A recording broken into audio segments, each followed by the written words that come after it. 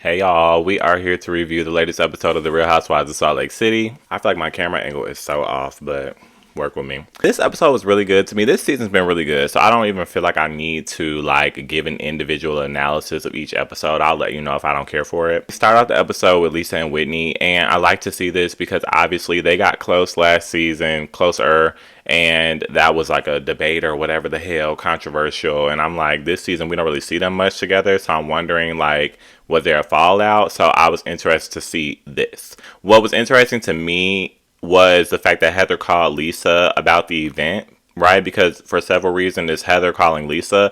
I know that they agreed that they were going to work on their relationship, but Heather calling her for an event felt like, interesting. And then more specifically, she's asking Lisa to do something that was popularized by the show last season, right? Lisa singing the whole whatever song it was that she sang when she sang it at Heather's last event. So obviously she's doing that because it's a public event, right? It's a book event. So people from the public are going to be coming, people that watch the show. So I understand it, right? Like, you want to publicize your event a little bit more, get people talking, da da da da. Good business move. Heather's definitely a smart girl.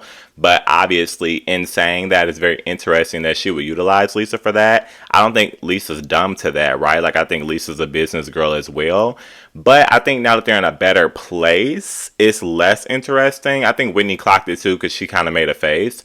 But now they're in a better place, I'm willing to give Heather a pass on that. Whereas if they were still beefing and if they're going to continue to beef, I'll be looking at Heather a little bit sideways. But, moving on. I really did and I kind of forgot when this scene started that had happened. Like, the last week's thing was at Whitney's event. So I really, really, really actually liked that Whitney was holding Lisa accountable. And it's crazy for me to say that because I'm really a Lisa Barlow girl down. And I like Whitney, but I'm not really a Whitney girl. But I am also a people girl and I'm a communication girl. So I love the fact that, Whitney was holding her accountable for what was happening at the event. And obviously Lisa, love me some Lisa, but Lisa, she's very reactive. And I'm sure she knows that. I kind of talked about that before. Like, I think Lisa leans into who she is, including her faults. And, in a loving way, with all respect, love Lisa down, want her to grow. Feel like Lisa has a lot of room to grow when it comes to having these conversations. And I'm hoping to God, after watching this season and going to the reunion, that's a conversation that she can have because it's going to come up.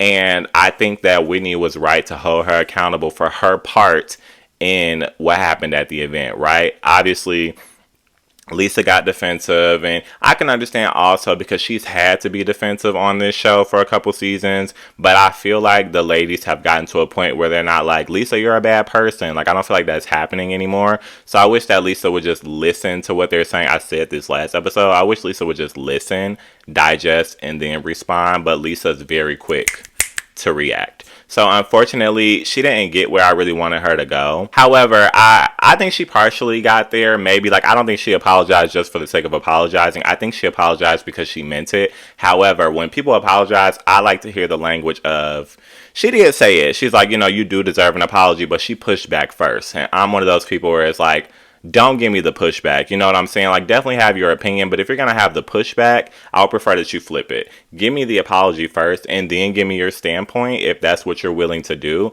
But don't say what you want to say first against me and then say, well, I apologize, because I feel like that negates the apology. If you apologize to me and say you deserve an apology as she did, which is accurate, and then say, however, are you holding Monica accountable? Because that was obviously her concern. And then Whitney can just say, thank you for the apology. I'm also holding Monica accountable. I feel like we could have moved on. So I definitely feel like Lisa needed some notes on that. Lisa goes forward to say, she feels weird about the whole Angie thing, and she feels weird, because her whole thing is, and I feel like this needs to be broken down because I feel like people are oversimplifying it and they are being very simple-minded as it pertains to it. But I think it comes from a place of a lot of people don't like Lisa. And if you don't like Lisa, that's fine. But I think you need to separate the things. Like, everybody has their moments, right? And I just don't like when people don't like people and then certain things happen and they're like, oh, it's the biggest thing in the world and this is exactly what it is. So I'm saying all that to say, I feel like people are jumping to the conclusion to say oh, well, Lisa has a problem with Angie being friends with Monica. And I sat with that, and I just don't think that's what it is. I really did sit with. I've been sitting with it all day. And I really just don't think that is what it is. And I think that Lisa took the time to spell it out and say, like, at the end of the day, she's been saying it, in my opinion. She's saying, I was taking the defense of Angie. And her opinion is that Monica is picking with her because she took the defense of Angie. And she's taking the defense of Angie on the side of, I've been having these conversations with Angie, and Angie is telling me continuously she does not rock with Monica. Now, we could have been missing something, right? So that's why I really was sitting with it at the time. Because I'm wondering if there really is this gray area, right? Because obviously we saw Angie have that conversation with Monica. So I'm like, Lisa's saying that Angie is talking to her and talking down on Monica, but like how much of, like, what's actually being said, right? And is it true that Angie didn't tell her that she made up with Monica? We don't know that at this point. So I'm like, I'm missing some information, right? You know, Lisa's telling us there's a miscommunication, but we don't know that because we haven't seen it, right? So it's a fair thing to say, like, is Lisa making this up at this point? Is Lisa making this up? Is it because she really doesn't like Monica? But I still didn't feel that way. I will have to agree, especially from what we saw at the end of the episode. She was taking the defense of her friend. And she also, well, we'll get to that part later. But I think it's fair to, I just don't like when people reach for something that's not there. I can understand if Lisa's story wasn't fully concocted, right? Maybe some people feel like it's not and it has holes in it, but for me, it's fully formed. I feel like she said, I took defense of my friend Angie. Angie's telling me that she doesn't rock with Monica, but then when I see them, they're all buddy-buddy. And while they're buddy-buddy, it's not just that they're buddy-buddy. While they're buddy-buddy, Monica is coming for me, and Angie is still buddy-buddy with her. So the optics are weird, and I would have to agree with that. I don't feel like I need to go forward and do extra credit work on that, but if that's how y'all feel, that's how y'all feel. That's not how I feel. I thought it was really fun to see Mary invite Heather to her house. I haven't really cared for what Mary was bringing this season. I think she's hilarious at times, and I can enjoy her. She's good TV. She's entertaining. But again, from a human standpoint, it's not just all about TV for me. I don't like people to be rude, right? And I feel like Mary can come out very rude and like she just really doesn't give a damn, right? So it was nice to hear that she was the one that initiated this conversation with Heather and invited her over. And she's even telling Heather, like, you know, I feel like we've always had a connection because they both care a lot about their religion and where they stand with that. And you could tell that means a lot to Mary. You could tell it means a lot to Heather. I don't know if that's something that I would have pulled, but it's nice to hear it from the horse's mouth. And it doesn't feel fake because Mary's giving really real context to what she's saying. You know, she's also saying, I haven't had a chance to hang out with Heather. You know, she was always up under Jen. Obviously, Mary didn't like Jen. So she's like, now that Jen's gone, I get to have a conversation with her. And also, keeping it real, you know, I guess Heather had mentioned Mary in her book and she wanted to talk about that. And I think even the discrepancy with what was said in the book versus how Mary felt about it adds to this situation. So it's very real to me and it's very interesting to me. And I don't mind watching this conversation and seeing how it plays out. Another really real thing that Mary said was she feels like, which we don't really hear that much. I feel like Whitney has talked about it a little bit more so on Ultimate Girls Trip. I don't know if y'all watched it. Of all the Ultimate Girls Trips, it was the most boring, but we're not here for that. But basically she's saying Heather has two sides, right? Like Heather, like a good and a dark side. Like Heather really wants, you know, to have her faith and be a good Mormon and do what she has to do. But on the other side of things, she also kind of wants to, not to bring Lisa into it, but just like the juxtaposition of being able to live her life the way she wants to live it, but still be able to be a part of the church. It's Mary's position that she cannot have both. And I think that is also Heather's position too. But I think Mary, that's acceptable for her. I don't think it's acceptable for Heather. Heather feels like I should have been able to have both. And when I decided that I wanted to live a little bit differently, I still wanted my faith and I still wanted to be there and I still had my family. So I was still going to be a part of it, but still let me have a piece of me. So I think she fights with it. So it's interesting to hear that dynamic. And when it comes to the book, I also like that the book thing is playing out. I will admit, originally when Heather was talking about the book, it felt very like Housewives 2.0 for me. Like it was just like, oh, I do a book, you know what I'm saying? I do this and I do a book and that becomes my storyline. But there are really real things that are stemming from this book, and I think that Heather really cares about this book. And then there are storylines, authentic storylines that are coming from the book. So I'm actually more dived into it. Like yesterday when I watched the episode, I'm like, okay, I'm finally into the book storyline. It took me this long, but I'm finally in it. For whatever reason, I haven't read it, don't plan on reading it, but God bless her. Heather wrote that, you know, Mary essentially criticized her, right? Like has given her notes on things and says she doesn't like this, she likes this, she doesn't like this, and they come off as criticisms, and she basically would take them in a bashful way and put her head down and feel some type of way about it.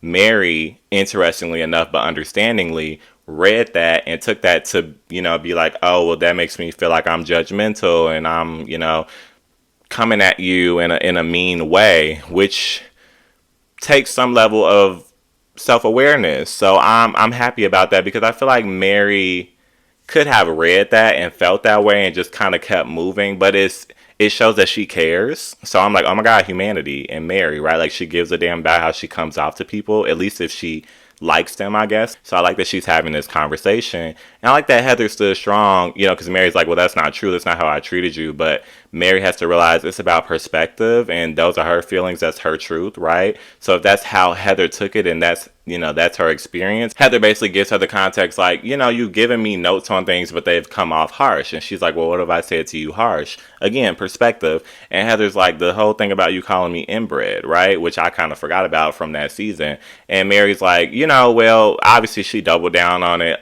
Humorous moment to us for TV. I'm not gonna lie about that, but I do like that she asked her, did that hurt you? And Heather's like, well, yeah. So she apologized, and I like that meant the world to me, because I'm like, this is one of the best conversations I've seen Mary have on this show. We move on to Meredith, and this is again one of the best conversations I've seen Meredith have. I believe that, when they first talked about the podcast, she and Seth, I wasn't really into it. Like, I don't mind them, but I just don't. I feel like I hear from them, but I don't really get much. So I don't really know how to be enveloped in that storyline. Not that I feel like it's fake or anything, but I don't know that there's anything there for me. But I like that while they're doing the podcast, they're having an authentic conversation as a couple. And they actually this is the most that I feel like we've heard Meredith open up, right? Like, if you think back, she's talked about the fact that it was hard for her in their marriage when they moved from Chicago to Salt Lake City and Seth was gone a lot. Like, she definitely spoke about that, but we really didn't get anything past that. And then obviously the rumors started coming out about her marriage, so it always felt like after that she's like, me and the Seth are the best that we've ever been, right? And Housewives said that all the time. So it kind of felt sometimes like they were trying to cover up and make up for, the rumors that were happening. Like, no, we're good, we're good, we're good. But now we're going back to that time and getting some context, and I love that. And I like that they talked about, Meredith was saying she got the prenup, and it was specifically, it wasn't financial. It was specifically about custody of the kids, because she always felt like Seth would probably leave her. And they both got emotional, and they both, Seth had a moment of saying, like, I wasn't around, you know what I'm saying? And I recognize that. So instead of just hearing that same housewife boilerplate language that we always hear, like, we're the best we've ever been, we've been working things out, our marriage is great, we get to hear them actually talk it out and say, yeah, I wasn't there, this was the issue, this is what I'm working on now, this is where we are now, and I apologize and I acknowledge that. And they both got emotional, so I love that. And then even in a TV standpoint, we get the comedic relief, because Meredith wasn't even recording, so thank God the Bravo cameras were there and we got to see that, because that was great. This scene, we got a preview of last week. And I tend to not like these scenes because I just feel like I've seen them already. They've been discussed ad nauseum on the social media, so I can't really get into them. So it's happening. I already have a preconceived notion of it. And I just feel like as I'm watching it, it only got worse, because I'm like, there's no way. Because Monica does this whole thing of, what is she doing here?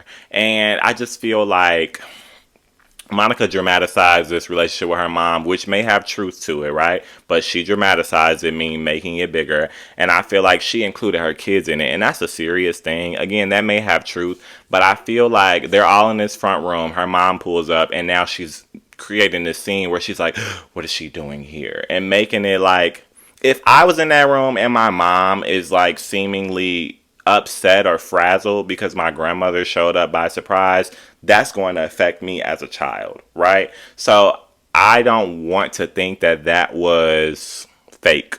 Maybe she had a conversation with her kids and she's like, we're on TV, so we need to be performative, but I don't know that. So my whole thing is, if you're going to bring your kids into something that can be a very real situation, I just hope that you're not being performative for TV. So in saying that, it feels weird to me that, we're filming at Monica's house and,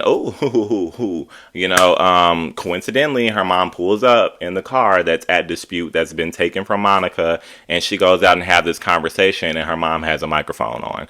Again, I'll give some grace. There's possibility that she pulled up by chance, and then they said, "Well, let's mic her so we can have this scene." But that's not the way that it was given to us. You know what I'm saying? So I don't. I was gonna say I don't know. To be fair, I don't believe it. I think it's some BS. I think she knew her mom was coming, and it just feels very performative. And again, not that I'm taking away from the volatile nature of their relationship. I believe that it's there, but I don't believe what the general public believes, that it's Monica's mom doing it to Monica. I think they do it to each other, and I think that they've decided to turn lemons into lemonade and say, "Well, we have these issues. Let's take it to TV and let's make some bread." I'm not mad at that. That's a business decision, but again, A, don't bring your kids into it if you want to keep having this relationship for the sake of television. And B, don't try to sell it to us, because I'm over it and I'm not an idiot and I don't like to watch television like that.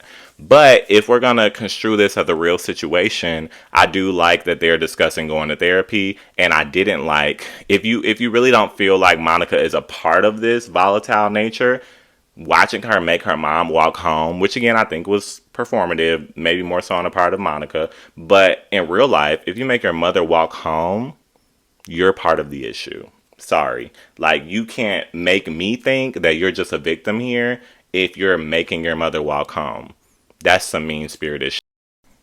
We get to Heather's event, and for whatever reason, Monica feels as though she has to go tell Meredith about what happened with Lisa at Whitney's event. So she's explaining to her briefly what happened with Lisa and kind of where she stands with Lisa. I don't know what that has to do with Meredith or why that's happening, but okay, fine.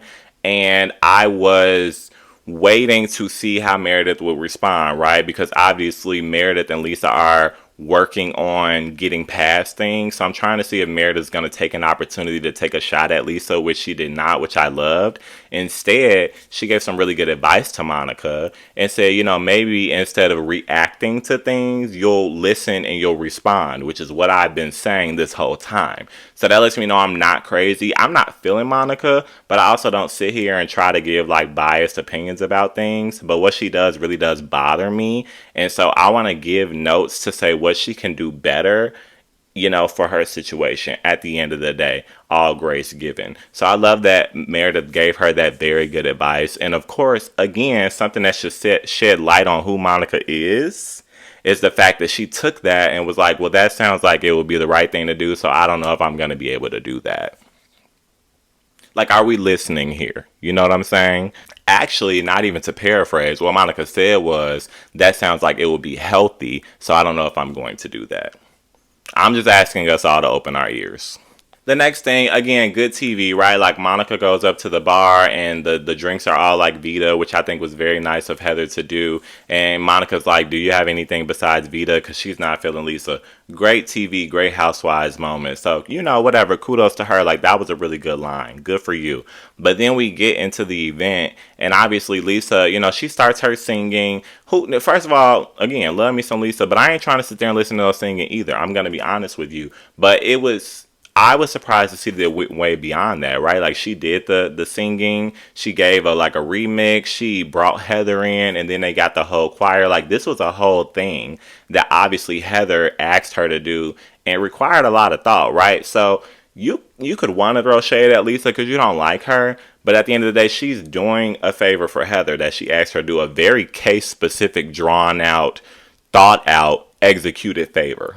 You know what I'm saying? For this event. So it's not like Lisa just went up there and just decided she was going to put on a show. She's doing this for Heather. So I thought it was super losery for Monica to be sitting in the crowd and loudly kind of just like booing and not necessarily booing, but just being adversarial and being childish at the end of the day. Like, I'm looking for nice words. She's being childish. You know what I'm saying? And it's just not enjoyable to watch. Like, how many times are we going to watch that? You know what I'm saying? And then again, I just feel like that leads itself to Monica's character. Like, she is childish. So you cannot tell me that she's in situations where people are just coming at her and it's just not her. She's childish and she antagonizes people.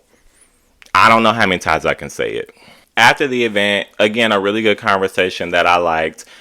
I appreciated like seeing Heather and Lisa sit down and have a conversation and getting the BS out the way, like just speaking plainly, which I never felt like Heather had an issue with that necessarily, but in past seasons Heather has definitely danced around issues and not wanted to say things. I like that she just straight up said vulnerability is beautiful. You know what I'm saying? I like that she straight up said like I want to feel validated in my Mormon. Like I feel like I'm Heather. I was trying to do everything right. Like I've been joked about for being a good time girl and all that stuff, but I really wanted to be a good Mormon. Like that's real to me. That's very real to me. And that was essentially taken away from her, and that means something to her, and that hurt her, and that's her story. And so she's triggered by the fact that Lisa gets to kind of do whatever she wants, or is this nuanced Mormon or whatever, and there's no repercussions for it. And I like that Lisa didn't take any offense to that. Like she wasn't super reactive like she typically would be, maybe because this felt like a safe space and because of the tone of the conversation and because of the conversation that they've had.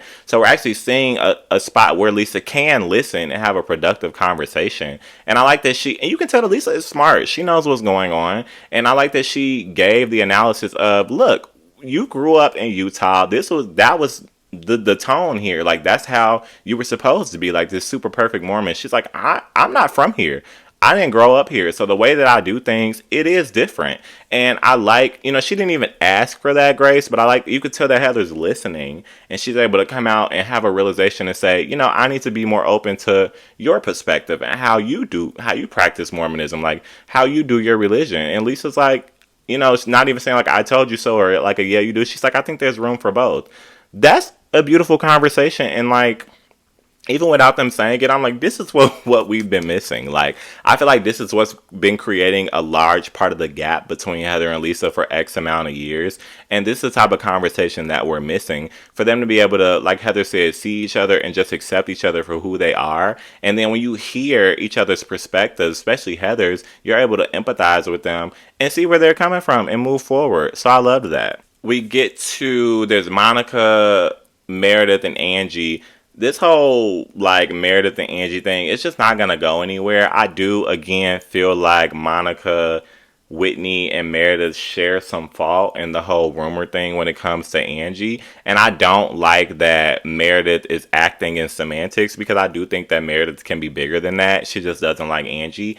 And Angie's pointing out like, you said that you would ruin my family's life, and Meredith's like, well, I said it, but I didn't do it. And it's like, Meredith, it's still wrong, at the end of the day. And Meredith knows it's wrong. She's a smart lady, and she still apologizes. I think she means the apology because she knows that she should be apologizing, but she's still being dismissive because she doesn't like Angie. And I just don't care for that, right? And of course, after she has that conversation, she leaves, and she leaves the event. But I just don't think that is fair to dismiss how Angie feels. Like, I can understand that Angie, you can tell that Angie annoys her, and Angie is an emotional person, and when she speaks emotionally, and she may drag it a little bit, but she has every right to, because that affected her at the end of the day. Like, you can't choose how she reacts to what you did. Like, y'all started this at the end of the day. So I think that Angie is allowed to have her feelings. And she's not cursing and yelling and screaming and trying to go back and forth. She's just expressing her feelings. So I don't agree with Meredith being dismissive as it pertains to that.